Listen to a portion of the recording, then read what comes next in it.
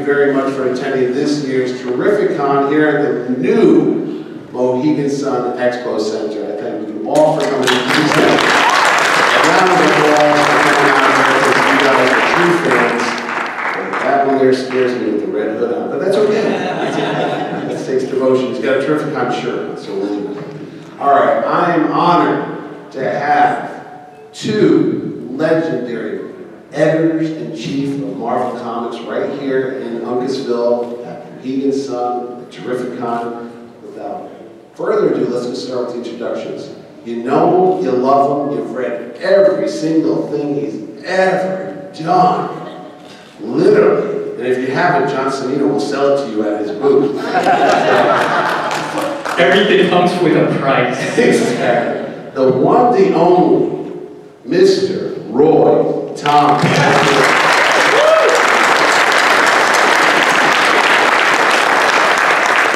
And to my immediate left, the gentleman who is now taking up the reins of the same position that Roy once held as Marvel's editor-in-chief.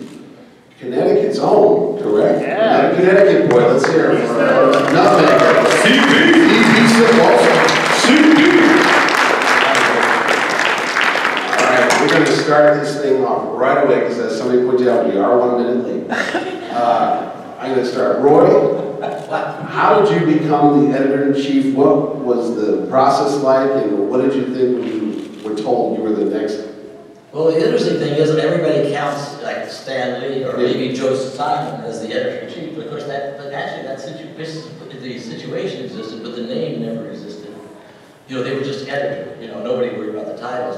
But when Stan, in 1972, finally became president and publisher, and first he made me story editor, and then a little later became the full editor after a few weeks. He asked me what I wanted to be. You know, he didn't offer me the possibility of editor. He said, do you want to be editor-in-chief or executive editor? I said, well, executive editor sounds too much like somebody who wears a tie to wear. You know? So I said, I'd like to be editor-in-chief. That's more of a Perry White-ish title. Maybe J. Jonah Jameson. Although Stan was J. Jonah Jameson, so I had the... Robbie Roberts. Yeah, right. And so I made sure I always put those hyphens, and I always got mad when anybody left the hyphens out of editor-in-chief. You didn't proofread the program. That's right. That's right. But that was basically it. So it sort of got creative. I was either the, you know, since Vince Fago did it for a couple of years during the war, I was either the third or fourth or the first or, you know, the 15th, depending on how you got it. Now, folks that might not be familiar with the power that comes with that title, what exactly is your role? I never was familiar with it.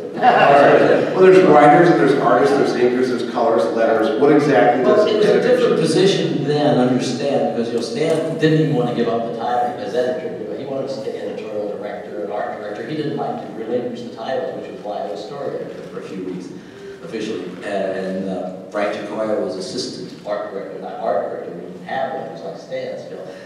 Gradually, he began to relinquish the threads. He already had president and publisher. I guess he figured he didn't need these others anymore. So, but what it really was just a graduated version of what I've been doing increasingly over the last few years, which is just whatever Stan didn't want to do or felt I should do. Increasingly assigning, dealing with the writers in particular.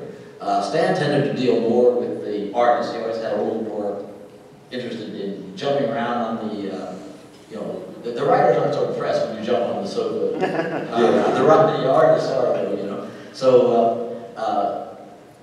but gradually, of course, he got away from, from that too, a little more slowly. Once in a while, he would sort of inject himself into it, but increasingly, he just had other things on his mind to do. I always saw myself at that stage, because it was only 2 years and a few months, that as more, glorified shop foreman in a way. But if I had stuck around, it would have been more and more as time went on.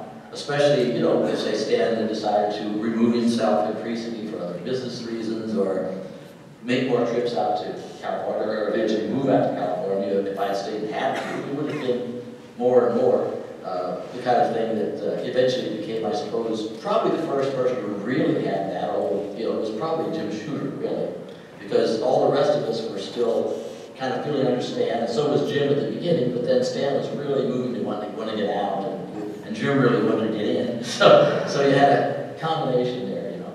It was an evolving kind of thing. Yeah. Now, do the writers come to you and say, Mr. Editor-in-Chief, I have an idea for a story, and could you veto or direct them in the way you envision the story should go? Is that? I can do, subject to Stan, I can do anything I damn well please. Oh, wow, that's nice. Or my whole idea was if I wanted to change a comma or if I wanted to change a whole storyline, yeah, I could do it. There was no problem. All I had to do was make sure that Stan had no reason against it. I, confer with him quite a bit and so forth. And if I wanted to keep him happy, obviously, not just for practical reasons, it was because he was the guy that had got it all together. So I was, I wanted all the power in the world that I could possibly get. But you're a damn fool if you use it all. Okay. Because then you're just going to make the artists and writers mad. So I tried to lead them to do their own. Now we weren't organized. We probably needed to start getting more assistant editors, and we didn't have as many. We just had one or two, and Stan sort of wanted that way at least as much as I did. But we really needed to kind of, gradually give away some of that power. Mark was just getting too big. And the problem was it grew so much during that couple of years I was there, because that's when Marvel became a separate company. It was no longer part of magazine management. It was now a separate company. They had hired their own controller and several other people. And Stan said, well, we've got to put out more books for the conglomerate in order to, pay all the salaries. I remember I didn't get a raise, so I figured, somebody's salary, but not maybe the controller's salary, not mine for a while. But, and so all of a sudden in 1972, you see this explosion of books, which included, all the black and whites. One day we have Dracula Lives. The next day, Stan calls me in, and we're adding 2 more black and white books. Like, there's Vampire Lives, because there may be vampires that aren't Dracula. Yeah. And he says, and Monsters Unleashed for the things that aren't either one, Yeah. And then I thought, okay, we got 3 books, and even with some prose, that's still a lot. And then the next day I walk in, this is now 48 hours total over 3 days. He says, I thought of the Tales of the Zombie. Okay. Because he said, well, isn't that included in Monsters Unleashed? He says, well, yeah, but zombies, make up a zombie, And, but I mean, and at the same time, color books, some of them reprint, some of them new. And that was the reason, I think, why we were a little behind on getting to a system with assistant editors and dividing up the authority, is because there was no time to think about organization. We were just putting out books and putting out books. So you got all these plates spinning. Like I Love Lucy with all that plates spinning. Like, don't let them drop, don't let them drop. We kept it going just well enough, but I found I just didn't have time to read all the books, and that aggravated me. I wanted to be able to be on top of it. I spent all my time putting out fires and conferring with 2 or 3 people, Gil Kane in particular, to do the covers and things, and I just didn't have time to keep. Luckily, I had such good writers that I hired, all of whom had editorial type ability. You had your Mark Wolfman, Jerry Conway, Len Wein, several other people who came in, and so forth, Doug Munch, Don Greger, different people. And they were also good, so I didn't have to, keep on top of that. All I had to do was tell them, I didn't like what you did last month, so let's do something different. Oh, but in your role there, you kind of direct the way Marvel is viewed to all the readers. I mean, like the French, they have that auteur theory where, you write something and it has your thumbprint on it. That's also. But that's mostly bull. Yeah, but you don't believe that. You're the vision that a lot of us. For comics, I just don't believe in it for movies. No, okay. That's not what I say. Anyway, I'm trying to think. So all the books that, like I grew up in the early 70s reading, you were the editor-in-chief on, the stuff that I grew and loved as a fan pretty much is, if you want to say, is your vision of what you thought. I know you're working and trying to get this stuff done, but it's a job that you're also creating a world. But it wasn't my vision mixed with Stan's. I felt I was there to do, what he did, and I worked so closely with him for the last, already by that time, 7 years. Yeah.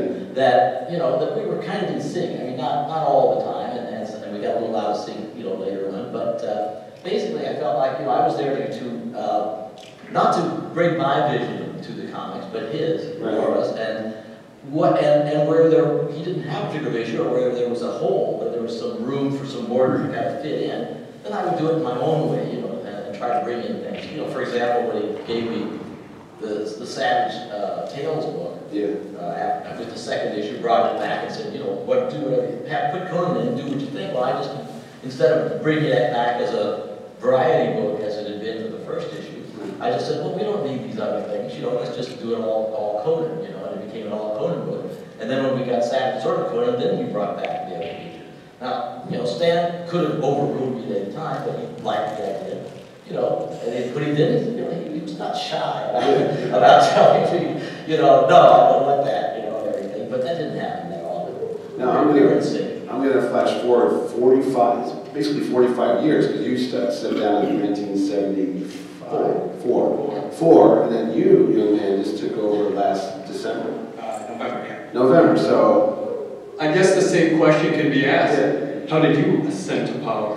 You know, I've been working at Marvel, started freelance in '99 and came on full-time in 2002. So I've been at Marvel for 15 years on a number of different capacities, you know, from translator to editor to consultant to writer to, most of my last decade was in talent management, you know, hiring artists and writers from around the world. And then, you know, I've got to know everybody in the system, everyone at Disney, and then, you know, I was as shocked as anybody else when I got the call if I would like to, you know, consider taking the position of editor-in-chief, because there was some changes coming, and it took me all of 5 seconds to say yes. And told my wife after, sorry, honey. And I was living in China at that point, so I was running Marvel Asia, and then came back to, you know, take the reins here editorially for the creative line, outside of the films for the most part.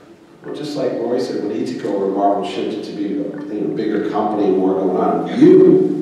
Yeah. I don't think Marvel's ever been as big as it could possibly be now with the Marvel films, the animation, the games, and everything. That's pretty big. Disney itself. Disney itself. So yeah, you've got to work with a really big boss now. With ears and looks like a mouse. I mean, but you're a fan. I mean, just like Roy was. Roy grew up reading comics. Everybody knows if you read a Roy Thomas book, you know the reason why it's so good is because he's just like you. He loves this stuff. CB, same shoes, same boat. He is a fan. He read the stuff, probably was at the same comic shops I did in New Haven or Connecticut, Bern, Claremont, all that stuff. So when you do your job, you're trying to think, what do these guys want? What do these women want? What do they want to read? That's what would you read? Trying to instill in the creators and all the editors on the team and anyone else that works for Marvel is, you know, we're all a fan of something somewhere. And as long as you channel the passion that you have in what you do and bring the stories that you read and you like as a fan to it, let the creative drive the company. You know, it's almost like the field of dreams. You know, if you build it, they will come. Yeah. Oh, and we have a special guest right now. Oh no, look at this, ladies and gentlemen. Let's give it up for Living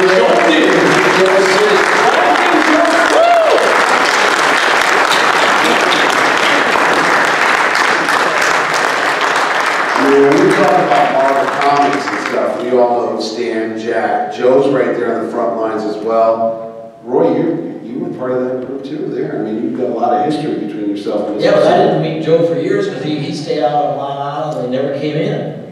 You know, I was there for years and years before I met Joe Senna. Yeah, no, he told me earlier we were having lunch, he said, yeah, he started working with Stan in the mid-50s and he's never stopped. Yeah. It's always been one continuous. Well, you know, if he'd really been there, he'd been doing all those early Fantastic Fours. They looked even better than they did. Yeah. But after doing number 5, then he went away for a couple of years because he was doing Treasure Chest and making more money than Marvel was paying. No, Joe would never leave Marvel to make more money. No. So CB, being a fan of Marvel, and Roy being a fan, coming from that time, because Roy, when you started, there wasn't really many fans. They were just kind of working the job, correct? Yeah, I mean, the whole idea of organizing fan movements, which is, you know, really the herding cats kind of thing, was my friend and then recent acquaintance, Jerry Bales, who was a young 27-year-old college professor in Detroit, Michigan, who had the idea to do what became, he learned a fanzine, a term he learned from Julie Schwartz at DC, before Fantastic Four #1, several months before, and he started Alter Ego with my help, you know. And I was officially co-editor, but I never edited anything. He edited me, but I didn't really ever edit anything. And so it's only been an organized group of sorts for 3 or 4 years, exchanging letters back and forth from the letters pages and that kind of thing. And it was sort of slowly growing. And I know that guys like Julie and Stan were 2 of the first people to take advantage of that kind of thing. Julie Schwartz was there first, and he put full names and addresses in the letters pages, and so they could contact each other.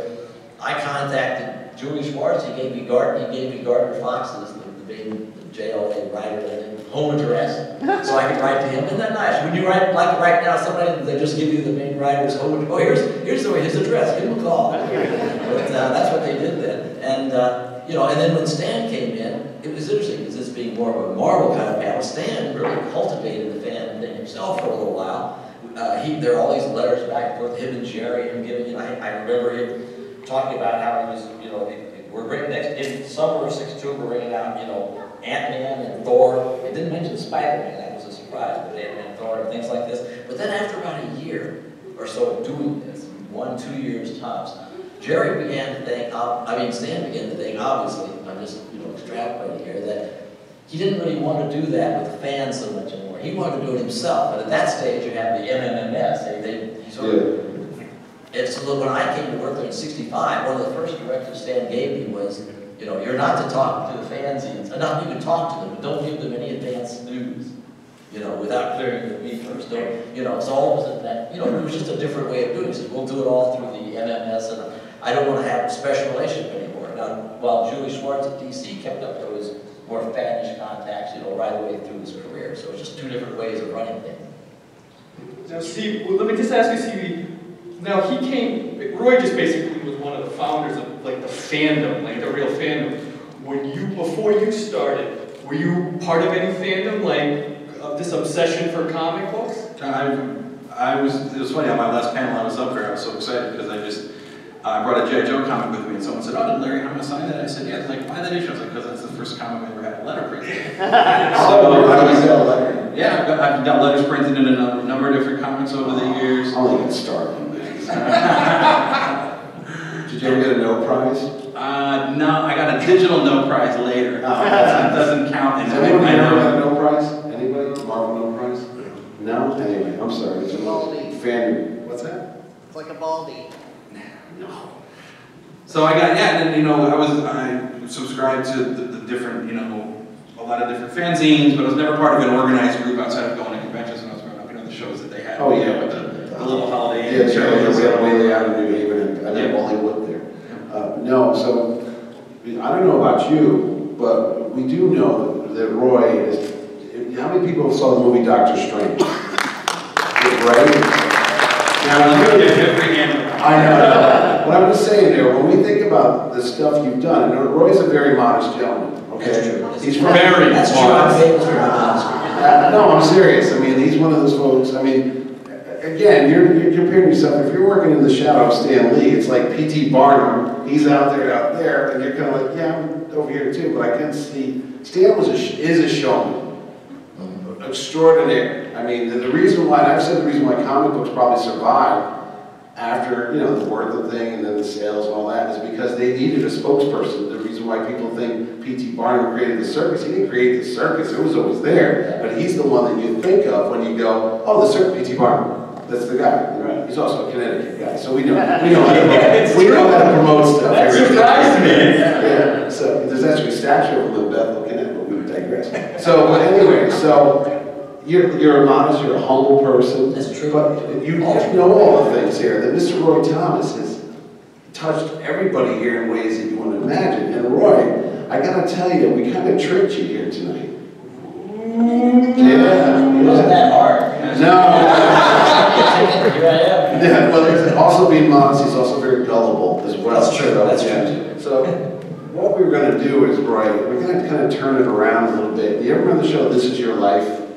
Where they would have a person and they'd go and look at all the great accomplishments. Some of the younger people might not have seen that, Roy. I'm just trying to, we'll get there. So, Mr. Cebulski's here and John, your buddy here. We got all these fans assembled here today because we want to tell you, Roy, what you meant to us over these, I don't know, a couple of years now. Since you wrote your first, speaking of letters pages, first letter into a comic book. Green Lantern #1.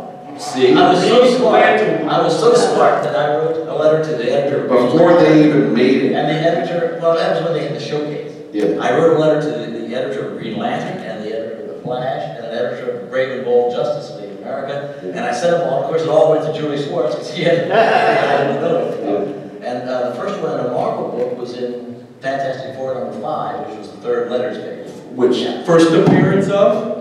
Dr. Doom. And Joe Sinnott. And Joe Sinnott. Joe Sinnott. And let's give a big hand for Joe Sinnott.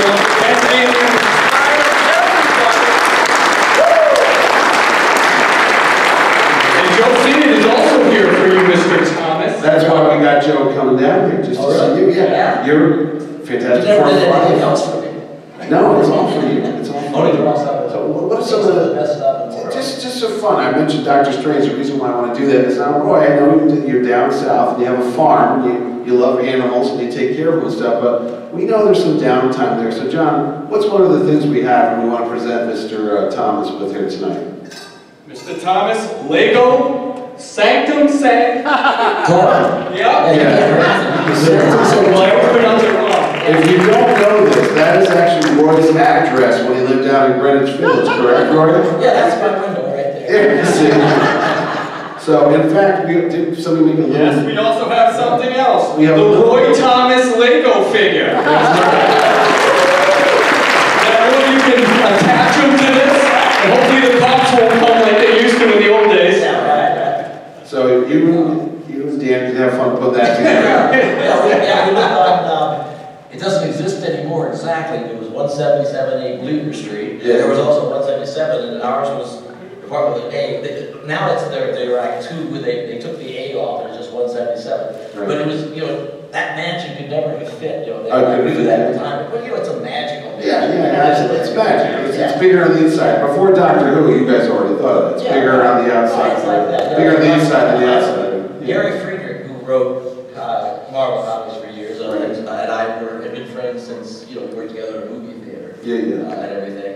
And back in Jackson, Missouri. And we did the thing, and then Bill Everett, at the time he was drawing Doctor Strange, was staying with us about 4 nights a week, and they go home to Massachusetts on the weekend. So then when I needed to give an address to Doctor Strange for some telegram somewhere, a few years later, I made it 177. Did you ever have people knocking on your door looking for Stephen Strange? We had people one or twice banging on the door because I think there had been some women of ill repute. Oh, really? And banging away, Dr. Strange in the middle of the night. And our landlord threatened to kill us because we weren't paying enough rent. So it wasn't the cops we were trying to keep out. We were trying to get the cops to come there and help protect us from our land. Wow, that's something else. We also have another thing, Roy. First, we have a special gift for you over here. Our buddy John Frenzy is going to bring to you. Now, many people don't know that Mr. Thomas thought of Carol Danvers is going to be the new superhero in Marvel Comics that's going to save the Avengers of the Bus. Captain Marvel, right here. They've got some original artwork right there. Speaking of somebody, Carol Danvers in 1967 because I knew that 50 years later they were going to make a big movie and have the next phase of the Marvel Cinematic Universe revolve around you on this great press. see, you were a psychic. Yeah. And it gets even better. Now, I was telling CB earlier, Marvel's talking about some of the new projects they have coming out. And if you grew up reading comics like I did, you remember a book called Marvel Premiere or Marvel Preview, and it was always these 1 or 2 off stories that had these quirky heroes. Sometimes they were great, like the Liberty Legion, and sometimes they were kind of peculiar. Like the Liberty Legion. Yeah, like a particular person who was athletic who could do things 3 times faster, like run 3 times stronger. And what else do you call that person but, a 50s icon, like 3D. But we have your very own Mego style action figure of the 3D man.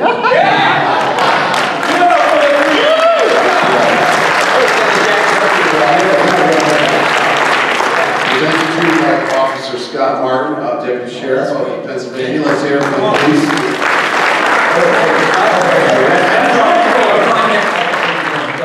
And he's here to protect us. Thanks for your services. Thank you very much, Mr. Martin. NPR a few years ago, I was driving along, and they were talking about, and somebody on NPR was talking about they had a list of 3 worst comic characters of all time. And 3D Man was one of them. I didn't agree with it. I love that character. It was like so bizarre. That's the end of my donations. No. I remember John and I were joking about it. He goes, he's 3D, he's, what is the quote the 3D man could do? Oh, like, he was going to fight the Incredible Hulk. And the only thing they could say to him, like the cops behind him, is, look at him, he takes 3 steps at a time. I was like, he's do that, but I ain't fighting the Hulk. I just thought that was good. Thank Bill Mantlo for that one. Yeah. Oh, all right. Yeah. Well, there wasn't that much original. It was part of the swag, like Jack Kirby and so Joe Simon had done that Captain 3D. Yeah. It was part of it. The costume's a straight swag from I found that out listening to the Word to Load podcast. You stole from the Daredevil costume, and then you guys kept changing the colors because, ladies and gentlemen, if you hear this quote, always remember, Roy Thomas says, if an idea is so good to swipe once, why not swipe it twice? Forget your copyright law. And that's a little PT part of him. Yeah, exactly. That little statement. I learned from the best. He was also the Gemini, which was the Right. Strangle, Right. because it's the same costume except now it's black and white instead of red and green. Well, I swiped as often as I could. Yeah. I just liked that costume. It was just so, well, you know, Pete Marisi already swiped part of it. There is that Peter Cannon Thunderbolt. Charlton, he'd swiped a little Charlton, yeah. Yeah, and so it was just a great costume. But I looked at, you know, I was doing all the 40s comics, Invaders, and we almost had a Liberty Legion comic. And since I was a teenager in the 50s, I thought it'd be fun to do a 50s comic, and it was. But it just didn't quite, you know, it wasn't a sales disaster. It just didn't. No, it wasn't. It was a fun read. It was a fun, yeah. I just, you know, I can't stand that they changed his name to Triathlon. Yeah, that's That's brief work. Oh, right. But Roy, we also have, we should let CB give you this one. Me and Mitch have been talking too much. We should let the new editor-in-chief. Well, for all the work in the comic industry and for Marvel, we wanted to present you with what we call the Danny Boy. A Danny Boy, named after our friend Danny. For you know, all the work that you've done, the Lifetime Achievement Award.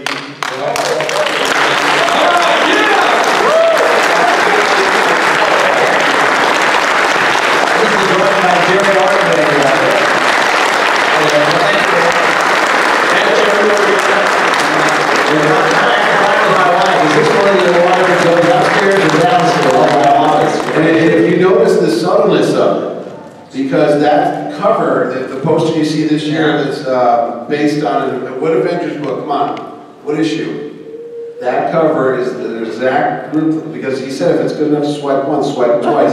It's Avengers issue 63. Yeah. And that's, what is it, Here Comes Goliath? Yeah. That's the name of it, that's the Was that a Jim Cohen cover? That was a Gene Colan cover. That's the image because we came to the Mohegan Sun Expo Center. We got bigger, so we would I thought it looked big. Yeah, so Ordway and I were looking through all the old books and said, "Oh, let's swipe that cover because you gave us permission to it." So let's swipe one. So that's this year's logo, and that's the image that you see on the icon there. Oh, that's great. Well, So thank you. you're very welcome. And since Roy just asked, then why is it called Danny Boy? If you want to. Oh yeah, absolutely. The reason why this year's award is called the Danny Boy, we're going to do this in the future, is a friend of mine, a friend of CB's as well. Another Connecticut guy, a very great guy, Mr. Dan Yance, who if you came to our shows for years, you'd see me running around, and off to my side would be my number one, you know, my backup, my shadow, whatever, and that would be my friend Dan Yance, who I had worked with since 1994.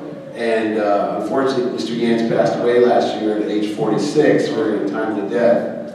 And Dan was one of those people, and CB can attest to this too, because he grew up with him, he knew him as well. He would do anything he could to make you happy. He would say, "Oh, you need a ride at 3 o'clock in the morning at the airport in the snow? Give me a minute, I'll get a coat." And Dan would show up and do that type of thing. "Oh, you know, your furnace broke, it's freezing out, you need a blanket, call up Dan." He would come over. He would always do whatever he needed to do to make you happy. So when I was thinking about Roy and all the stuff that he's done and how happy he's made myself and all you folks out there too, it just made sense that even though Dan's not here anymore with us physically, but in spirit, that it just made sense to call the award the Danny Boy, to present it to people who continue to bring a lifetime of enjoyment and work hard to make other people happy, very selfishly, just like Mr. Roy Thomas. So that's the secret story behind the reason why I call it the Danny Boy. The terrific award is the Danny Boy. So I'm giving you all the friendship and all the fun I had with my friend in this award here, because he made me happy, and he made a lot of folks who made Terrificon happy too, because he did a lot of the grunt work, driving in the snow, putting up posters at train stations and doing that. So he did a lot of that stuff to get these people here. So that's why it's called that. And Roy, I'm going to tell you, as they're good friends, you've become one of my best friends. We're very good friends. And And, we made the money together too. so let's give it for Damien and Roy Thomas. C.B. And Joe Sinnott, thank you for being here, Joe. They had a long drive, but Jim Turnus, Mark Sinnott, thank you guys for staying. All the way up down from upstate New York just to be here and see us, you know, represent Roy. Plus to meet the fans. Joe's a fantastic guy. To give you the opportunity to come out here, it's a terrific guy. Now, we talked about the 50s. We talked about you growing up in the 50s. Now, does anybody know what Roy's other secret desire was to be? Anybody know? Inherit money. Anybody know Roy? Oh, okay. What's the secret history of Roy Thomas? Elvis. You're an Elvis Presley fan, aren't you? Well, yeah, rock and roll in general. Elvis more than Elvis. Yeah, sure. Yeah, but you just didn't like it. Didn't you try out? Weren't you part of a band? I was, yeah, band. Gary Friedrich was the drummer and formed this band. He got the lead guitarist out of, he had just come out of pharma school. Yeah. And another student who was a rhythm guitar, and he inherited me to be the singer, because I didn't play an instrument or anything. So we played, you know, weekend gigs. We weren't really that Were you any good? I actually have a picture Roy sent me from 1958, and it's Roy rocking it at some. That was a high school event. That was, no, what happened is that a friend of ours was running for student body president. You know, I was a senior, he was a junior. So we got together, we had to do a skit. So one of the things we did, we wrote this skit about, the idea was George Washington at Valley Forge, but of course it was all there playing ping pong and having the USO coming in. And so, and so I came in and you know, I had to sing a little song in a play, Bill Hayes, a couple of years earlier. So so we did this thing, and I became Evans Pretzel, who was the Trans-Jordanaires, and we were entertaining. That's a name. That's like the Beatles right there. Yeah, right there. The Trans-Jordan. Piano, and nobody played guitars back then much in the 50s. I mean, you know, that was it was just a piano and drums and me. But we did this skit, and then the picture is then they had some dance, you know, just to get us up and sing a couple of songs. I got some sweater that was attempting to look like Elvis poolside. Oh, really? I Don't Care in Jailhouse Rock. I looked more like, you know, Buddy Holly, who like on a bad day, you know. But Buddy Holly on a bad day. That's a better band name than that other band. That'll be a bad day. You know, but I never wore my glasses because, you know, except for Buddy Holly, who I was less of a fan of, except for That'll Be the Day. I never wore my glasses when I sang, so I could never see the audience, which is, you know, because I take my glasses off, I was blind as a bat. Oh, well, no. What kind of musicians wear glasses on stage, right, gentlemen? Well, times have changed. You know, the Blues Brothers are. The Blues Brothers We're are. talking 19. The Blues Brothers are coming up here tonight. You know that, right? Yeah, they're going to sing for us tonight, gentlemen. Would you mind coming up in a little bit here and maybe trying something out for this audience here? You think you can do that, ladies and gentlemen? Anybody want to hear anything from the Blues Brothers right now? All right, let's see in about 5 minutes or so. But, you know, Roy, in front of people.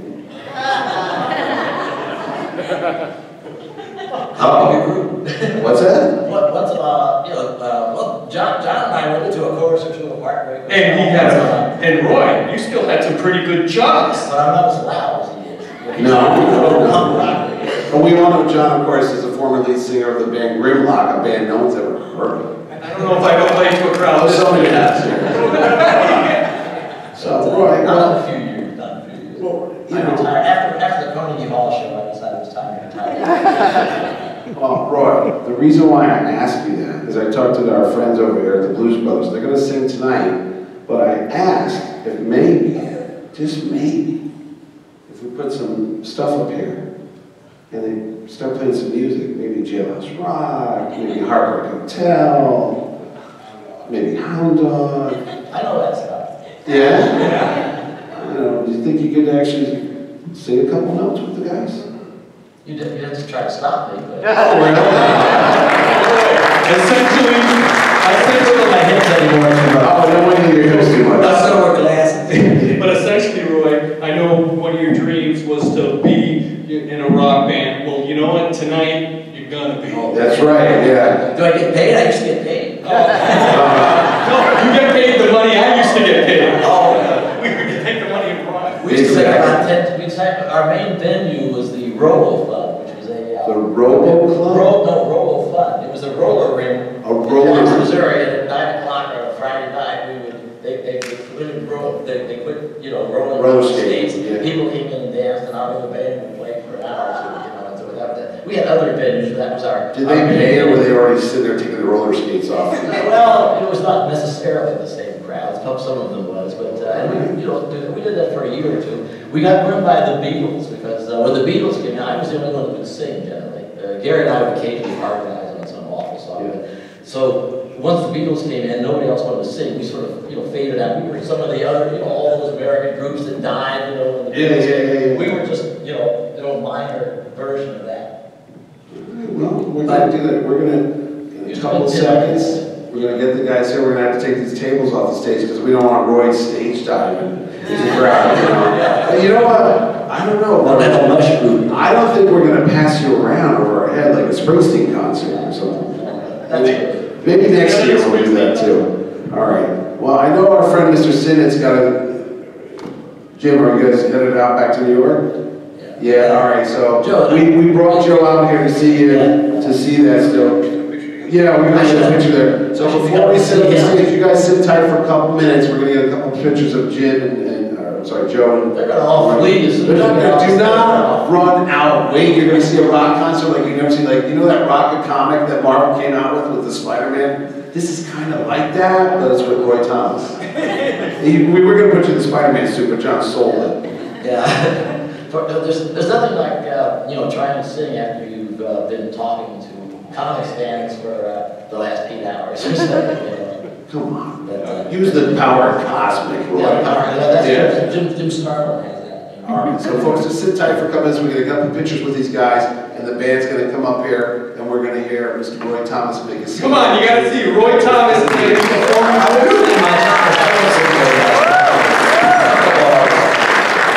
Anything you want to say to Roy before we... Oh, wait. Somebody asked earlier about Conan the Barbarian. It's coming I was going to bring up, you know, we're big next year. Conan is returning to Marvel come January. And there cannot be a conversation had with any creator we ever talked to about Conan and the world that, you know, he lives in, that your name and John's name do not come up. So I just wanted, as the editor-in-chief now, who's going to be bringing back Conan, just thank you for all your contributions to everything you did for the mythos in that world. So, well, thank you. Yeah, but I know you're going to be reprinting, you know, all that material and so forth, and putting together one, starting with a giant omnibus. It's like 750 pages, the first 20-some issues. So that'll be beautiful. I'm glad to.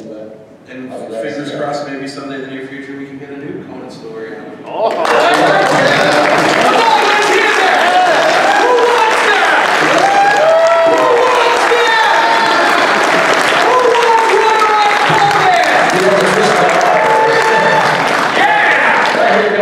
Who wants Alright, we're going to start moving some tables around. Get ready.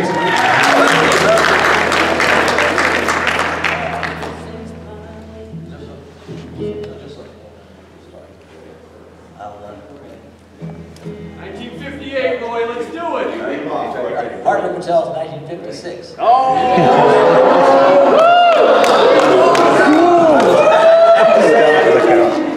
have to say this as a preference. I had a friend 2 years older. I was a sophomore in high school. I had a friend who was 2 years older, and I admired him tremendously. He was a, son of an English teacher. He was really bright, so was sort of an early mentor, and that was the guy I looked up to. And he told me, he knew I liked rock and roll. I had sung his Bill Haley's couple of songs in a stage play once and things like that. He didn't care much for it, but he said, there's this new singer around. He says, he's just awful. He wears cowboy boots. He's got sideburns. He's just some hillbilly.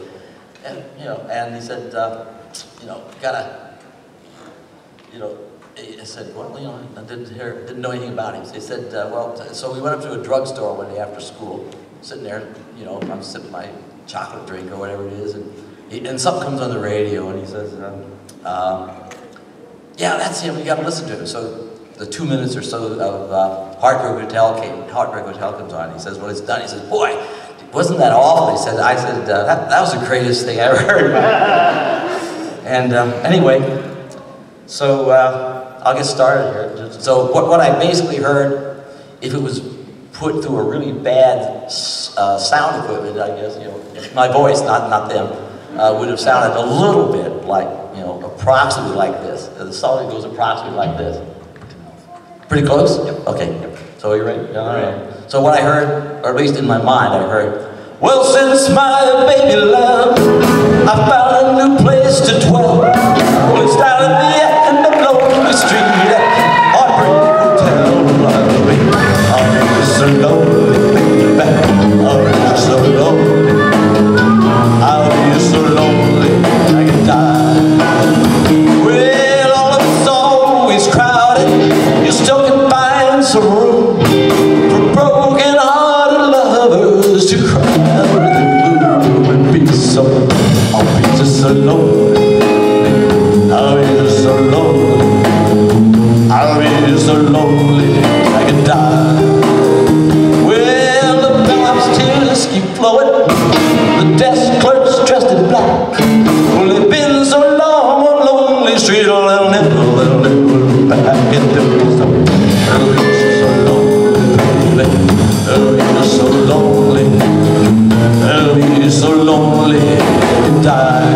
Last verse. Well, if your baby leaves you, you've got a tale to tell. Just take a walk down Lonely Street to Heartbreak Hotel. So lonely, baby, you'll be so lonely. You'll be so lonely to die.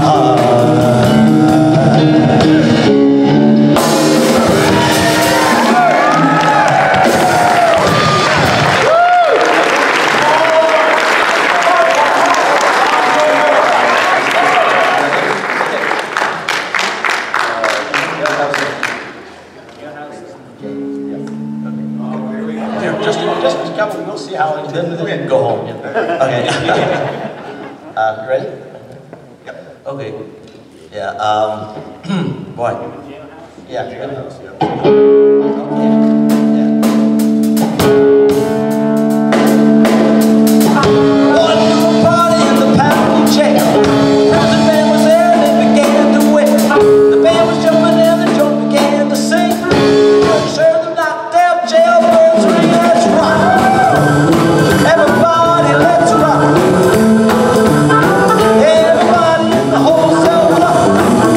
Dancing to the jailhouse rock. Spider Murphy said